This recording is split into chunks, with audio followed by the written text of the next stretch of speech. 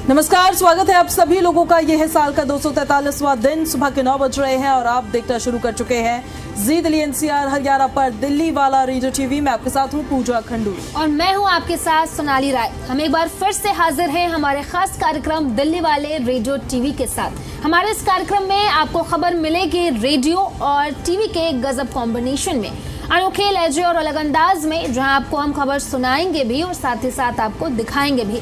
दिल्ली की गलियों से दिल वालों की दिन भर की कहानी तक खबर होगी आपके मतलब की। तो कान खोलो, दिल लगाओ और जुड़ जाओ हमारे साथ, चूंकि आप देख रहे हैं दिल्ली वाला रेडियो टीवी।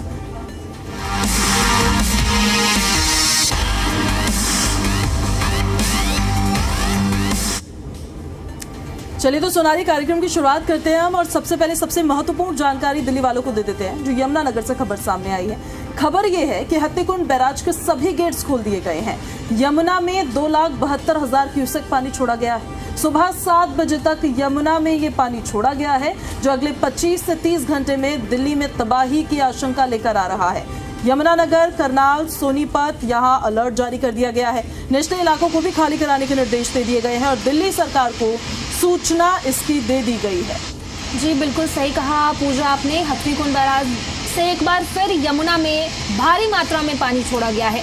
इस बार छोड़े गए पानी की मात्रा 2.72 लाख क्यूसेक है, जो कि एक बहुत बड़ी संख्या है। ये पानी सुबह 7 बजे यमुना में छोड़ा गया और अब ये पानी बहते हुए धीरे धीरे दिल्ली की ओर बढ़ रहा है। अगले 25 से 30 घंटे बेहद अहम है। माना जा रहा है कि जैसे जैसे ये पानी दिल्ली पहुंचेगा वैसे वैसे यमुना का जलस्तर बढ़ेगा और बाढ़ जैसी स्थिति भी बन सकती है पूजा। तो वहीं देखिए, हरियाणा के यमुनानगर में इस जो हत्तीकुंड बैराज है, जब इतना सारा पानी यहाँ से छोड़ा जाता है तो उसका असर जो निचले इलाके होते हैं वहाँ पर ज़रूर देखने को मिलता है। और यही वजह है कि यमुनानगर, करनाल और सोनीपत में प्रशासन ने अलर्ट जारी कर दिया है। इन जिलों के निचले इलाकों को खाली कराने के निर्देश दे दिए गए हैं। राहत और बचाव की टीमों को तैयार रहने के लिए कहा गया है। अब बात दिल्ली की अगर हम करें तो राजधानी पहले से ही जलभराव और बारिश की वजह से परेशान है।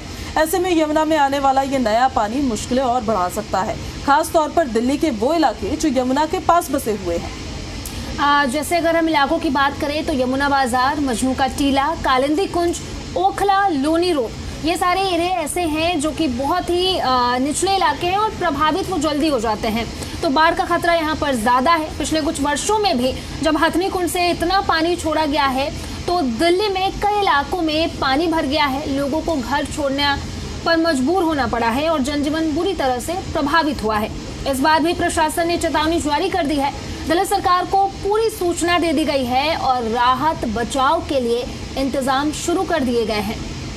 तो देखिए, लोगों से अपील क्या की गई है? अपील ये की गई है कि निचले इलाकों में वो ना रहे, सुरक्षित जगहों पर चले जाएं। ज़रूरी सामान जैसे कि कपड़े हो गई, दवाइयाँ हो गई, मोबाइल चार्जर हो गए, दस्तावेज हो गए आपके, इसको आप अपने साथ रखें। किसी भी समय घर छोड़ना अगर आपको पड़े तो उसके लिए आपको मुश्किल ना हो, जो एक इमरजेंसी किट होती है वो आपके पास होनी चाहिए। इसके अलावा लोगों से ये भी कहा गया है कि आपको अफवाहों से भी बचना है। सिर्फ और सिर्फ जो सरकार बता रही है या जो प्रशासन की तरफ से जानकारियां दी जा रही है, आपको सिर्फ उन्हीं पर भरोसा करना है। मौसम विभाग और जल संसाधन विभाग लगातार स्थिति पर नजर बनाए हुए हैं। अगर मौसम साफ रहता है और ज्यादा बारिश नहीं होती है तो संभव है कि पानी का बहाव काबू में रहे, लेकिन अगर उत्तराखंड या फिर हरियाणा में बारिश हुई तो स्थिति और गंभीर हो सकती है। पिछले साल जब इसी तरह से हथनीकुंड बैराज से पानी छोड़ा गया था तब यमुना का जलस्तर 208 मीटर से ऊपर तक पहुंच गया था, जो कि खतरे के निशान से काफी ऊपर है। उस समय दिल्ली में बाढ़ जैसी स्थिति बन गई थी। कई इलाकों में स्कूल बंद हुए, ट्रैफिक रुक गया और सड़कों पर जो है ट्रैफिक की व्यवस्था जो है वो बहुत ही चरमराई हुई नजर आई। इस बार भी प्रशासन ने वैसी स्थिति से निपटने के लिए तैयारी शुरू कर दी है। लोगों को क्या सलाह दी गई है, यानी आपके लिए क्या सलाह है, इसको जरा समझ लीजिए आप। बच्चों को अकेले बाहर नहीं निकलने दें। बुजुर्ग हों, बीमार लोग हों, विशेष ध्यान रखिए उनका। अगर प्रशासन की ओर से इलाका खाली करने के लिए कहा जा रहा है तो तुरंत उसका पालन करें। बिल्कुल भी जिद पर ना अड़े कि भैया हमारा घर है, हम कहीं नहीं जाने वाले हैं। नहीं जाएंगे तो परेशानी में फंस जाएंगे। नाले हो या गंदा पानी हो, उसके पास जाने से बिल्कुल बचें आप। बिजली के खंभे, खुले तार, गीली दीवारें, इन सब से दूरी बना के रखें आप। अगर किसी को मदद की जरूरत है तो सरकार की आपदा प्रबंधन हेल्पलाइन पर तुरंत कॉल करें। दिल्ली में हेल्पलाइन नंबर क्या है उसको अब ध्यान से सुनिए आप। 1077 हेल्पलाइन नंबर है 1077, जो कि 24 घंटे चालू रहता है। आप इस पर कॉल करेंगे तो प्रशासन की तरफ से आपको मदद पहुंचाई जाएगी। तो अभी के लिए बस ये ज़रूरी जो सूचनाएं हम आपको दे रहे हैं इसका बिल्कुल आप ध्यान रखें और एक दूसरे की मदद करते रहें, क्योंकि पूजा ये बहुत ज़रूरी होता है। जब बाढ़ की स्थिति होती है, कोई और प्राकृतिक आपदा आता है, तो एक दूसरे की मदद करना सबसे ज़्यादा ज़रूरी होता है। सतर्क रहिए, सावधान रहिए, एक दूसरे की मदद करते रहिए। मौसम और जल स्तर की ताज़ा जानकारी के लिए रेडियो, टीवी या फिर मोबाइल पर सरकारी अलर्ट्स को देखते रहिए, क्योंकि हम तो देखिए लगातार जानकारी आप तक पहुंचा ही रहे हैं। हर एक अपडेट हमारी तरफ से कोशिश ये है कि हम आप तक पहुंचाए, सबसे पहले पहुंचाए। आज सुबह जब मैं लोहा पुल को क्रॉस करके आ रही थी, तो जो लोहा पुल था वहां से मैं रोज ही देखती हूँ सुबह के वक्त में कि वाटर लेवल कितना है, यमुना कितने वाटर लेवल उसका कितना ऊपर आ चुका है। और मुझे सुबह के वक्त में भी सोनाली ये देखकर लगा था कि जल स्तर काफी बड़ा हुआ नजर आ रहा है। उतना नहीं जितना खतरे के निशान को पार कर जाए, लेकिन जो एक नॉर्मल वाटर लेवल होता है उससे काफी बड़ा हुआ था। फिर उसके बाद जब ये ब्रेकिंग न्यूज हमने अपने दर्शकों को बताई कि हथनीकुंड बैराज की तरफ से सभी के सभी गेट्स खोल दिए गए हैं और इस वजह से वहां से 2,72,000 क्यूसेक पानी छोड़ा गया है, तो वो पानी अब 25 से 30 घंटे में यहाँ पहुंचने वाला है। तब जाकर थोड़ी सी और स्थिति साफ होती नजर आई कि वाटर लेवल इतना बड़ा हुआ क्यों और कितना ज्यादा बढ़ने वाला है ये, क्योंकि काफी होता है। 2,72,000 क्यूसेक पानी काफी होता है, जिसको अगर मेजर किया जाए तो वो अच्छी खासी लो लाइन एरियाज में नुकसान पहुंचा सकता है लोगों को। ऐसे में अब आपको क्या करना है, स्पेशली जो लो लाइन एरियाज में लोग रहते हैं उनको सतर्क रहना है। जो प्रशासन बोल रहा है वैसा आपको करना है। हमारे सहयोगी राजू राज हमारे साथ लाइव कनेक्ट हो रहे हैं, उनके पास हम आपको सीधे अब लिए चलते हैं, वो वहां से आपको तस्वीरें भी दिखाएंगे। जानकारियां अभी हाल फिलहाल की ताजा अपडेट यमुना के वाटर लेवल को लेकर राजू आपके पास क्या है? 2,72,000 क्यूसेक पानी छोड़ा गया है, 25 से 30 घंटे लगेंगे। कब तक एक्सपेक्ट कर सकते हैं निचले इलाके के लोग कि ये पानी वहां पहुंचेगा और प्रशासन इसको लेकर कितना तैयार है? बिल्कुल पूजा, बता देना चाहूँगा कि लोहे वाले पुल के पासों आपने भी बताया कि आप डेली गुजरती हैं और वहाँ से आप देखते हैं कि किस तरीके से यमुना के अंदर जो बहाव होता है, उस बहाव को देखकर अंदाज़ा लगाया जा सकता है कि यमुना का जलस्तर क्या होगा। आज सुबह की बात करें तो आज सुबह यमुना का जलस्तर 205.02 मीटर वो अंकित किया गया है और उसके बाद से लगातार केंद्रीय जल आयोग और एनडीआरएफ, एसडीआरएफ और फ्लड डिपार्टमेंट की टीम अलर्ट है। लेकिन हथनीकुंड बैराज से कल शाम को 2,72,000 क्यूसेक पानी छोड़ा गया है और वो पानी अगले 24 से 25 घंटे यानी आज शाम 8 बजे के बाद से आपको दिल्ली में नज़र आएगा। तो आप कह सकते हैं कि जो डेंजर लेवल है उसको क्रॉस होगा। अभी चेतावनी स्तर को यमुना का जलस्तर, यमुना का पानी क्रॉस कर रहा है और तस्वीरें, सीधी तस्वीरें भी आपको यहाँ पर दिखाना चाहूँगा। लोहे वाले पुल के पास आप देखिए, जो यमुना आज से 1 महीने 1.5 महीने पहले सूखी होती थी, पानी नहीं होता था, आज पानी से यमुना लबालब है। यमुना में जो प्रवाह देखिए, जल का प्रभाव देखिए, वो काफ़ी तेज आपको नज़र आएगा। जो निचले इलाके हैं, यानी कैमरामैन का कहूँगा जो जूम करके दिखाएंगे, जो यमुना का उस पार का इलाका है वो लो लाइन इलाका है। यहाँ पर काफ़ी झुग्गियाँ थी जिनको प्रशासन के द्वारा सुरक्षित स्थान पर ऊपर यानी पर भेज दिया गया है। लेकिन जिस तरीके से 2 लाख क्यूसेक पानी अभी छोड़ा गया है, ये आज शाम तक दिल्ली पहुँचेगा और निश्चित तौर पर जो डेंजर लेवल है यानी 205.33 का लेवल ये क्रॉस कर सकता है। इसलिए लगातार दिल्ली की फ्लड डिपार्टमेंट और केंद्रीय जल आयोग की टीम अलर्ट है और तमाम जो प्रशासनिक अधिकारी हैं और वो उनको अलर्ट जारी किया। उनको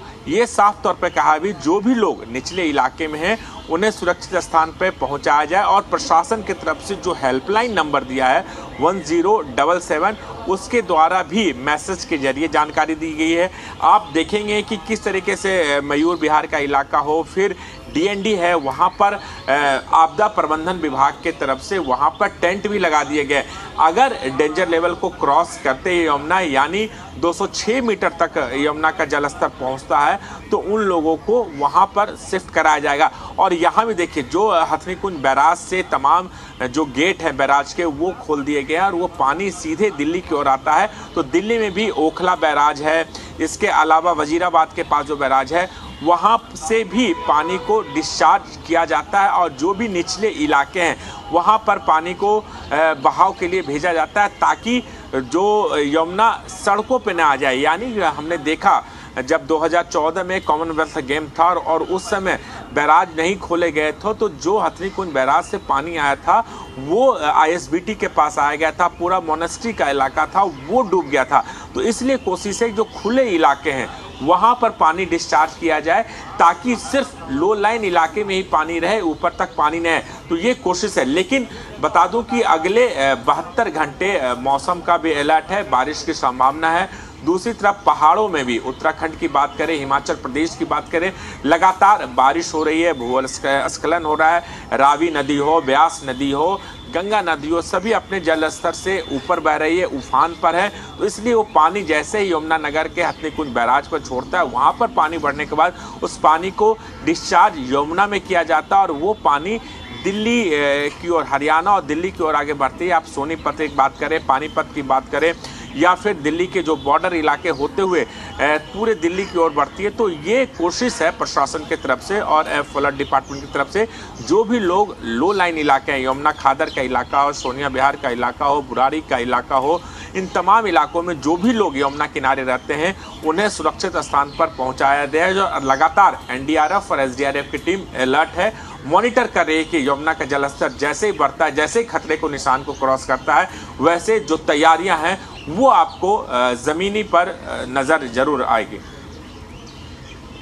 जी राजू, मतलब कि प्रशासन जो है वो पूरी तरीके से मुस्तैद है, नजरें बनाए हुए, तैयारी पूरी कर ली गई है। फिलहाल एडवाइजरी क्या कुछ जारी की गई है और लोगों पर क्या असर होगा अगर बाढ़ जैसी स्थिति बनती है तो? देखिए, निश्चित तौर पर ये पहली बार नहीं है। हर बारिश के मौसम में जैसे ही हथनी कुंज बैराज से पानी छोड़ा जाता है और उसका सीधा असर राजधानी दिल्ली पर पड़ता है। अब राजधानी दिल्ली में जो जल आयोग, केंद्रीय जल आयोग की टीम है, फ्लड डिपार्टमेंट की टीम है, वो मुस्तैद होती है। बाकायदा बोट का 50 से ज़्यादा बोट के इंतजाम अभी भी किए गए हैं और बोट के जरिए अनाउंस किया जाता है। जो भी लोग निचले इलाके में रहते हैं, बार बार इस बात का जिक्र कर रहा हूँ कि जो भी लोग निचले इलाके में रहते हैं उन्हें सुरक्षित स्थान पर पहुँच जाता है। टेंट की व्यवस्था की गई है। अगर डेंजर लेवल को क्रॉस करता है और यमुना का जलस्तर काफ़ी ज़्यादा निचले इलाके में जाता है तो जो भी लोग वहाँ रहते हैं उनको टेंट में शिफ्ट कराया जाता है। तो उनके मवेशी हों, लोग हों, जान माल हों, उन तमाम को टेंट में से रहता है। वहाँ पर सरकार के द्वारा खाने पीने के तमाम इंतज़ाम किए जाते हैं। वो तब तक होते हैं जब तक यमुना का जलस्तर नहीं घटता है, जब तक यमुना का पानी घटता नहीं, तब तक उनको उसी जगह पर सुरक्षित स्थान पर रखा जाता है। तो प्रशासन अपनी तरफ से अलर्ट है।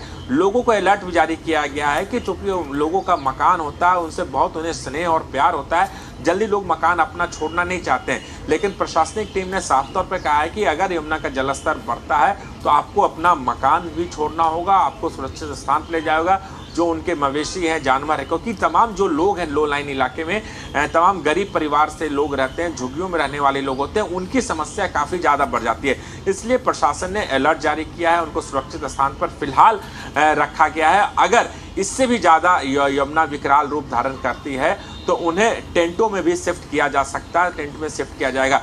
ये डिपेंड करता है कि यमुना का जलस्तर किस लेवल तक पहुंचता है। 2,72,000 क्यूसेक पानी अभी छोड़ा गया है। अगर इसी तरह से बारिश का अलर्ट है, बारिश होती है और वो बारिश यमुनानगर यानी हथनी कुंज बैराज तक पहुंचती है तो वहां से निश्चित तौर पर उस पानी को डिस्चार्ज किया जाएगा। डिस्चार्ज दिल्ली की होगा, इसलिए दिल्ली के लो लाइन इलाके में या फिर दिल्ली के अलावा हरियाणा का भी कुछ इलाका पड़ता है, पानीपत, सोनीपत का इलाका है, उन तमाम जगहों पर लो लाइन इलाके में रहने वालों को सुरक्षित स्थान पर रखा जाएगा, उन्हें टेंटों में शिफ्ट किया जाएगा। ये एडवाइजरी लोगों प्रशासन की तरफ से जारी की गई है। बिल्कुल राजू, और देखिए अभी तो 205 मीटर के करीब यमुना बह रही है। इस पर अब 2,72,000 क्यूसेक पानी और छोड़ा गया है जो अगले 25 घंटों में दिल्ली पहुंच जाएगा, तो वो और ज्यादा जलस्तर बढ़ने ही वाला है। फिर दूसरी बात यह है, जैसा आपने बताया भी कि मौसम विभाग की तरफ से बारिश को लेकर अलर्ट जारी किया गया है। वहां भी पानी स्टोर होता रहेगा, यहाँ भी बारिश होती रहेगी, पानी भी ज्यादा उधर स्टोर नहीं किया जा सकता है, फिर और पानी छोड़ा जाएगा।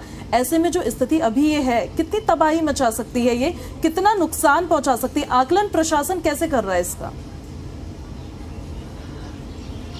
देखिए, प्रशासन ने साफ तौर पर, देखिए जब भी बारिश होती है और बारिश के मौसम में ये ये प्रोसीजर है, ये एक प्रक्रिया है कि बारिश होती है। दिल्ली में भी बारिश का अलर्ट है, हथनी कुंज बैराज से भी पानी छोड़ा जा रहा है। आप देख रहे हैं पूरे नॉर्थ उत्तर भारत में लगातार बारिश हो रही है। जम्मू कश्मीर से लेकर हिमाचल प्रदेश से लेकर उत्तराखंड, पंजाब, हरियाणा, राजस्थान, तमाम ऐसे नॉर्थ इंडिया के राज्य हैं जहां पर लगातार बारिश हो रही है और उसका सीधा असर तमाम बड़ी नदियों पर पड़ता है। लेकिन यमुना पर जो वो प्रभाव पड़ता है, उत्तराखंड की बारिश और हिमाचल प्रदेश की बारिश, जो पानी हथनी कुंज बैराज यानी यमुना नगर तक पहुंचती है और यमुना नगर हथनी कुंज बैराज में जैसे ही बैराज में पानी भर जाता है तो वहां से पानी छोड़ना उनके, आप कह सकते हैं कि ज़रूरत भी है और वक्त की नज़ाकत भी है कि वहां से आपको पानी छोड़ना ही है। और वो पानी छोड़ा जाता है जो हरियाणा होते हुए यानी पानीपत, सोनीपत होते हुए दिल्ली की ओर आता है और दिल्ली में यमुना का जलस्तर पड़ता है। दिल्ली में कई ऐसे इलाके हैं जो लो लाइन इलाके हैं, जिसका जिक्र भी मैंने पहले किया था कि यमुना बाजार का इलाका, कश्मीरी गेट का इलाका, यमुना खादर का इलाका, सोनिया बिहार का इलाका, बुरारी का इलाका, ओखला का इलाका, सरिता बिहार का इलाका, ये तमाम जो इलाके हैं जो लो लाइन में है, जहां पर झुग्गियां बसी हुई है। लोग यमुना किनारे जहां पर रह रहे हैं अपने मवेशियों के साथ और अपने परिवारों के साथ झुग्गियों में, तो उन इलाके में रहने वाले लोगों की परेशानी हमेशा बढ़ती आई है, खास तौर पर इस मौसम में, बरसात के मौसम में। अगर हथनी कुंज बैराज से 2 लाख क्यूसेक पानी छोड़ा गया और इसके बाद भी अगर पानी छोड़ा जाता तो निश्चित तौर पर इन इलाकों में रहने वाले लोगों की परेशानी बढ़ जाती है और बढ़ जाती है। ऐसे में प्रशासन का मुस्तैद रहना, प्रशासन लगातार एडवाइजरी जारी कर रहा है, आपको टोल फ्री नंबर भी दिया है, प्रशासन के द्वारा दिए गए संदेश पे ही अमल करने की बात कही गई है। सिर्फ और सिर्फ दिल्ली सरकार ही नहीं बल्कि केंद्रीय जल आयोग, केंद्रीय जांच, केंद्रीय एजेंसियां, वो भी इस पूरे मामले में लगी हुई है कि अगर यमुना का जल स्तर बढ़ता तो उसे कैसे उस पानी को दूसरे जो निचले इलाके हैं वहां पर डाइवर्ट किया जाए ताकि यमुना का पानी दिल्ली शहर के अंदर ना पहुंचे। यानी दिल्ली के अंदर कई ऐसे पॉश इलाके हैं, सिविल लाइन का इलाका हो गया, आप कह लीजिए ISBT का इलाका हो गया या फिर ITO का इलाका, इन इलाकों में अगर पानी अगर आप डिस्चार्ज नहीं करते हैं पूरे इलाके में तो पानी इन इलाकों में भर सकता है। तो इसकी भी ज़रूर केंद्रीय जांच, केंद्रीय जल आयोग की टीम, फ्लड डिपार्टमेंट की टीम नज़र बनाए हुए है और डिपेंड करता है कि अगले 25 घंटे में यमुना का जल स्तर बढ़ता है, 206 के लेवल को क्रॉस करता है तो इस लोहे वाले पुल को भी बंद कर दिया जाता है। तो ये तमाम जो एक्सरसाइज है वो करने की पूरी तैयारियां हैं, तमाम टीमें तैयार हैं, NDRF की टीम तैयार है, SDRF की टीम तैयार है, फ्लड डिपार्टमेंट की टीम तैयार है। इसके अलावा फ्लड डिपार्टमेंट ने 50 से ज़्यादा बोट की व्यवस्था की है, जैसे बोट के जरिए तमाम लो लाइन इलाके में लगातार अनाउंसमेंट किया जाता है, मुनादी किया जाता है ताकि जो लोग भी अपने जानवरों की वजह से, अपने झुग्गियों की वजह से लो लाइन इलाके में अभी भी रुके हुए हैं तो उनको सुरक्षित स्थान में पहुंचाया जाए। ये तमाम कवायद लगातार प्रशासन की तरफ से की जाती है। अब डिपेंड करता है कि यमुना का जल स्तर अगर 206 को क्रॉस करता है और कितनी जल्दी प्रशासनिक विभाग की टीम या फिर केंद्रीय जल आयोग की टीम उन पानी को डिस्चार्ज कर खुले इलाके में बहाव लगाती है, उसको डाइवर्ट करती है, उसका कितना असर पड़ेगा ये पानी पहुंचने पर ही डिपेंड करता है। जी बहुत बहुत शुक्रिया राजू आपका तमाम जानकारी के लिए। तो खबरों में अब आगे बढ़ते हैं। देखिए, सितंबर की शुरुआत हो चुकी है और राजधानी दिल्ली NCR में मौसम का मिजाज जो है वो धीरे धीरे बदल रहा है। अगस्त महीने में रिकॉर्ड बारिश दर्ज की गई थी और अब सितंबर का पहला हफ्ता भी तेज बारिश और ठंडी हवाओं के साथ शुरू हो रहा है।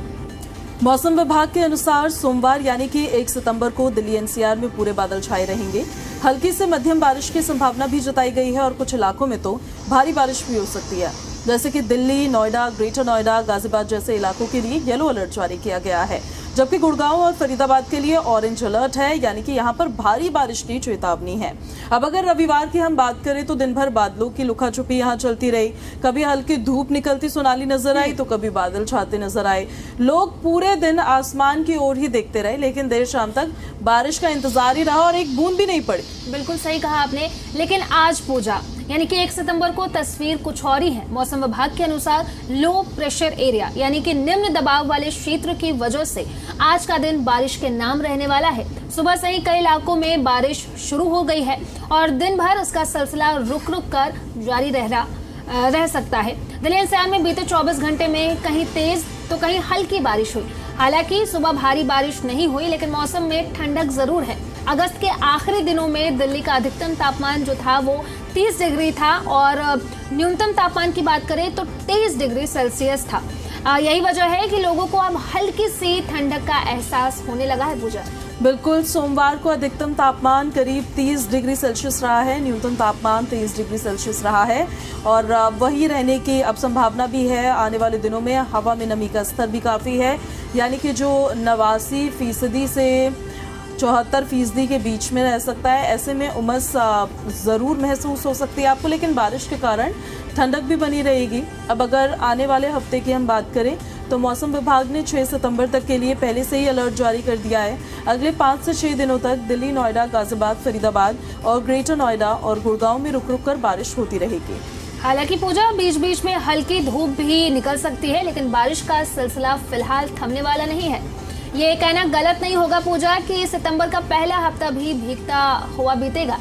6 सितंबर के बाद धीरे धीरे बारिश में कमी आने लगेगी और 17 सितंबर के आसपास से मौसम की विदाई यानी कि मॉनसून का लौटना शुरू हो जाएगा। इसके बाद अक्टूबर से हल्की ठंड शुरू हो सकती है। बिल्कुल, उस ठंड का बेसब्री से इंतजार है। वो जो हल्की ठंड होती है वो काफी खुश कर जाती है और इसलिए भी क्योंकि ये जो चिपचिपाती हुई उमस भरी गर्मी होती है उससे राहत दे जाती है। भैया ड्राई गर्मी तो झेल लेते हैं, लेकिन ये ह्यूमिडिटी वाली गर्मी नहीं झेली जाती है। तो इसी वजह से इस पूरे मौसम में देखिए सबसे ज़रूरी बात क्या है कि लोग सावधानी बरतें। वैसे सिर्फ मौसम में क्या, जिंदगी में भी आपको सावधानी बरतनी चाहिए, तभी स्मूथली सब कुछ चलता रहता है। ऑफिस जाने वाले लोग छाता और रेनकोट अपने साथ रखें। ट्रैफिक की दिक्कत हो सकती है, इसलिए समय से पहले निकले, क्योंकि बारिश होती है तो वाहनों की रफ्तार पर ब्रेक लग जाता है, वाहन धीमे चलने लगते हैं। फिर तो दिल्ली तो हमारी है ही फेमस वाटर लॉगिंग के लिए, जगह जगह गड्ढे भी आपको मिलेंगे। तो ऐसे में एक्स्ट्रा टाइम लेकर चलना ताकि आप धीरे धीरे भी अपने दफ्तर तक पहुंचे तो समय से पहुंचे, हाफ डे ना लगे आपका। बिल्कुल सही कहा आपने। बारिश के समय खुले तारों या फिर पानी भरे इलाकों से दूर रहें। बच्चों और बुजुर्गों का खास ध्यान रखें। एक और अच्छी खबर यह है कि बारिश की वजह से दिल्ली का एयर क्वालिटी इंडेक्स यानी कि AQI जो पहले 100 के ऊपर चला गया था अब फिर से 100 के नीचे आ गया है। इसका मतलब यह है कि बारिश की वजह से हवा थोड़ी साफ हुई है। पूजा, बिल्कुल, और दिल्ली की पब्लिक के लिए मौसम को लेकर यही अपडेट है। अब हम आपको एक अहम जानकारी देते हैं। जो LPG गैस सिलेंडर की कीमतें हैं, एक बार फिर से उसमें बदलाव किया गया है, लेकिन इस बार ये राहत की खबर है। खासकर जो होटल्स है, रेस्टोरेंट है और कमर्शियल यूजर्स हैं। ऑयल मार्केटिंग कंपनी ने कमर्शियल LPG गैस सिलेंडर की कीमत में 51.50 रुपए की कटौती की है, यानी कि 1 सितंबर आज से 2025 से दिल्ली में 19 किलो वाले कमर्शियल सिलेंडर की नई कीमत 1580 रुपए तय की गई है। इससे पहले की कीमत 1631.50 रुपए थी, यानी अब सिलेंडर पर सीधी 51.50 रुपए की बचत होगी। तो अगर आप ये सोच रहे हैं कि क्या घरेलू सिलेंडर सस्ता हुआ है, तो बड़ी बुरी खबर है आपके लिए। नहीं, वो नहीं हुआ है। कमर्शियल सिलेंडर में दाम कम हुए हैं। तो देखिए 14.2 किलो वाला घरेलू LPG सिलेंडर जिसकी आमतौर पर रसोई में इस्तेमाल होता है, उसकी कीमत में कोई बदलाव नहीं हुआ। बहुत ही बुरी खबर है पूजा ये तो। लोग थोड़े परेशान ज़रूर होंगे क्योंकि जो घर में लोग ज़्यादा इस्तेमाल करते हैं गैस सिलेंडर का, तो उनके लिए बहुत ही बुरी खबर है। अब ज़रा एक बार पीछे मुड़कर भी देख लेते हैं इस साल कमर्शियल सिलेंडर की कीमतों में कितने बदलाव हुए हैं। इस साल की शुरुआत यानी कि 1 जनवरी 2025 को 19 किलो वाले कमर्शियल सिलेंडर की कीमत 14.50 रुपए की कटौती की गई थी। इसके बाद फरवरी 2025 में कीमतों में 7 रुपए की कटौती की गई, लेकिन फिर 1 मार्च को थोड़ा झटका लगा। उस दिन कीमत 6 रुपए बढ़ा दी गई थी। हालांकि राहत ज्यादा देर तक नहीं रुकी। 1 अप्रैल को 41 रुपए की बड़ी कटौती हुई, 1 मई को 14 रुपए, 1 जून की बात करें तो 24 रुपए और 1 जुलाई को 58.50 रुपए और फिर 1 अगस्त को 33.50 रुपए की कटौती की गई। अब 1 सितंबर को 51.50 रुपए और कम कर दिए गए। पूजा, अब मतलब ये है कि अगर मार्च को छोड़ दिया जाए तो लगातार हर महीने ही कमर्शियल सिलेंडर सस्ता होता जा रहा है। घरेलू सिलेंडर कब सस्ता होगा? क्योंकि जो लोग घर पे इस्तेमाल करते हैं, अब देखिए हम आम लोगों के लिए खबर बताते हैं, हर कोई बिजनेस तो कर नहीं रहा है। लोग यूजुअली अपने घरों में उसका इस्तेमाल करते हैं, तो उसका दाम कब कम होगा ये पूछती है जनता सवाल और सरकार दे इसका जवाब। हालांकि इसका असर क्या पड़ेगा ये ज़रूर आपको बताते हैं। कमर्शियल सिलेंडर आमतौर पर होटल्स, ढाबों, restaurant, food stalls, catering units और छोटे मोटे व्यवसायों में इस्तेमाल होते हैं, जिसका हम जिक्र भी कर रहे थे। अब जब ये सिलेंडर सस्ते हुए तो वहाँ काम करने वाले व्यापारियों को राहत जरूर मिलेगी। इसका असर आपके खाने के प्लेट पर भी दिख सकता है कि जैसे कि कुछ जगहों पर होटल रेस्टोरेंट वाले खाने की कीमतें थोड़ी कम कर सकते हैं या फिर कम से कम उन्हें बढ़ाना नहीं पड़ेगा। आपको लगता है ऐसा करेंगे वो कि उनके सिलेंडर का दाम कम हो रहा है तो वो प्राइस भी कम करें? बिल्कुल नहीं, वो तो अपना फायदा ही सोचेंगे कि उनके कुछ पैसे बच जाएं। बिल्कुल क्यों करेंगे ऐसा? लेकिन पर भी पॉजिटिव, क्या पता कर दे, क्या है ना, होप हो सकता है, लेकिन लगता नहीं है। आप जाके चेक करेंगे रेस्टोरेंट्स में? एक बार तो जरूर करूंगी। छोले भटूरे चेक किए जाएंगे सबसे पहले जाकर? सबसे पहले हाँ, छोले भटूरे चेक किए जाएंगे, बट मुझे तो नहीं लगता।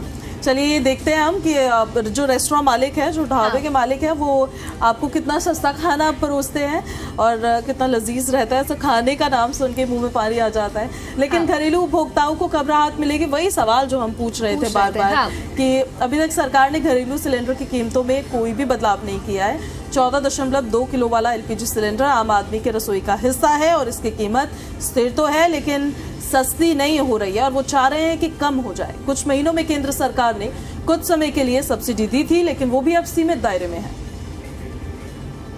जी पूजा, तो खबरों में बने रहिए, देखते रहिए जी रिलायंस यार हरियाणा। अच्छा, समय की कमी है, समय की कमी है, कार्यक्रम को समाप्त कर रहे हैं। बिल्कुल।